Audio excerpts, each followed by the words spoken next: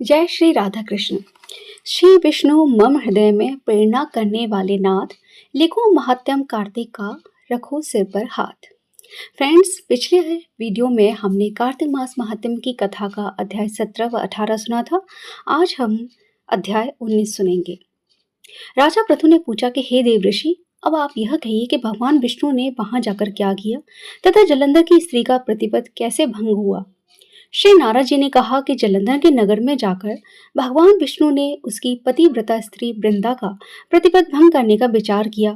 वह उसके नगर में एक उद्यान में जाकर ठहर गए और रात में से स्वप्न दिया।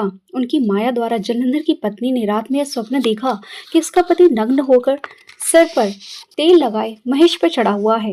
वह काले रंग के फूलों की माला पहने हुए है तथा उसके चारों ओर हिंसक जीव है। वह सिर मुड़ाए अंधकार में दक्षिण की तरफ जा रहा है। उसने अपने नगर को समुद्र में डूबा हुआ देखा और इस प्रकार के बहुत से भयानक स्वप्न देखे।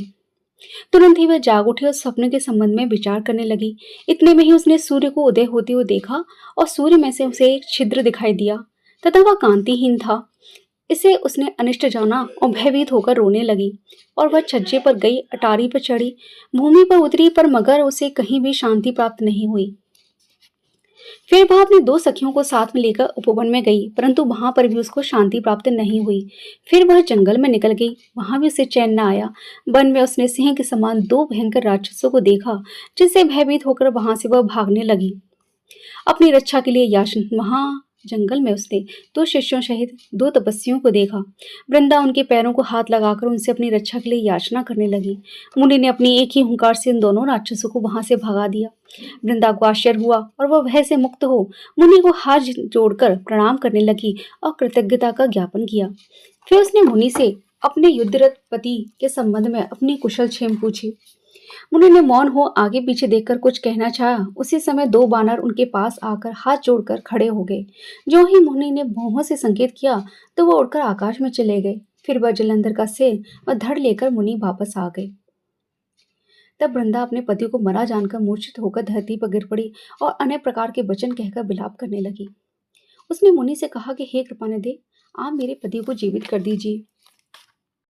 पतिव्रता परायण दैत्य पत्नी ऐसा कहकर मुनि के चरणों में गिर पड़ी। महेश्वर ने कहा कि यह शिवजी के द्वारा युद्ध में मारा गया है, अतः यह जीवित नहीं हो सकता, क्योंकि जिसे भगवान शंकर मार देते हैं वह कभी जीवित नहीं हो सकता। परंतु शरणागत की रक्षा करना सनातन का धर्म है, अतः कृपा करके मैं इसे जीवित कर देता हूँ।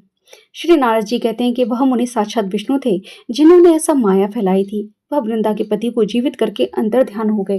जलंधर ने उठकर वृंदा का आलिंगन किया।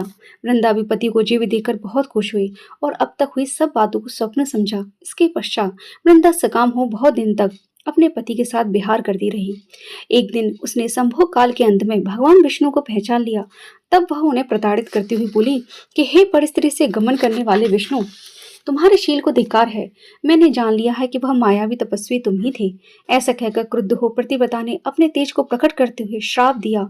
जो तुमने अपनी माया से दो राक्षस मुझको दिखाए थे, वही दोनों राक्षस किसी समय तुम्हारी स्त्री का भी हरण करेंगे और उसके विरह की दुख में तुम बानरों की सहायता से वन में भ्रमण करोगे और वह सर्वेश्वर जो इस समय तुम्हारा शिष्य बना हुआ है वह वहां पर तुम्हारा साथी रहेगा। ऐसा कहकर पतिव्रता वृंदा भगवान विष्णु के लाख मना करने पर भी अग्नि में प्रवेश कर गई। ब्रह्मा आदि देवता आकाश से उसका प्रवेश देखते रहे। वृंदा के शरीर का तेज शिव पार्वती जी के शरीर में चला गया और आकाश में जय जयकार होने लगी। पतिव्रता धर्म के प्रभाव से वृंदा ने मुक्ति प्राप्त की। फ्रेंड्स, यहाँ पर कार्तिक मास महात्म्य की कथा का 19वां अध्याय पूरा हुआ। अगर ये कथा आपको पसंद आई है तो प्लीज़ इस वीडियो को लाइक कर दीजिए और इस वीडियो को ज़्यादा से ज़्यादा शेयर ज़रूर कीजिए। बेल आइकन को प्रेस करना मत भूलिएगा, जिससे आने वाले वीडियोज़ की सभी नोटिफिकेशन आपको टाइम से मिलते रहे। आप सबने इस वीडियो को पूरा देखा, उसके लिए आप सभी का बहुत बहुत धन्यवाद फ्रेंड्स। जय श्री कृष्णा फ्रेंड्स।